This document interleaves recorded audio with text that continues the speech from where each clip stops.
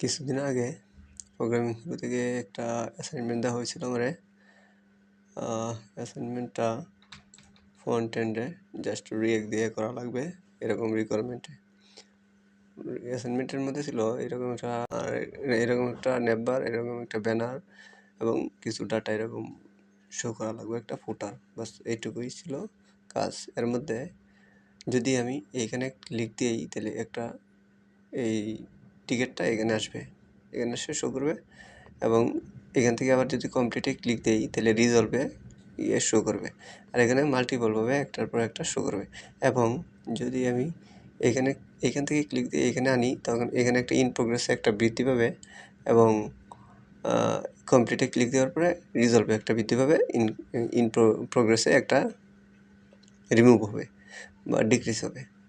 তো এই ক্ষেত্রে আবার মোবাইল রেসপন্সিভ হবে এবং এক্ষেত্রে আমি ওয়েবসাইটটা করছি। প্রথমে তো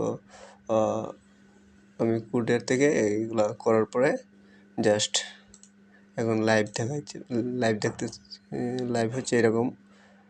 আমি লোগো দিলাম, ব্যানার দিলাম, জাস্ট হইলো এবং একটা ক্লিক করলে এখানে আসবে যদি এবং একটা টুলস দেখাইতেছে the book is ticket is book now. এখানে যদি আমি কমপ্লিট দিই কাজ করবে, কিন্তু একটা সেকেন্ড বার হবে না। আমি আইডি দিয়ে ব্লক করে রাখছি, এটা ইচ্ছে করলে হবে।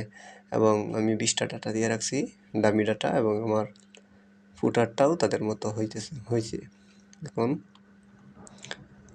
এখন এখান থেকে আমি যদি কমপ্লিট, এই যে এখানে আমি 5টা আসছে, 1 2 3 4 5, হ্যাঁ 5টা আসছে। এখন যদি আমি এখানে কমপ্লিট দিই, একটা কমছে, একটা বৃদ্ধি পাইছে, আবার একটা কমছে, এখানে আর একটা রিজলভ হয়েছে।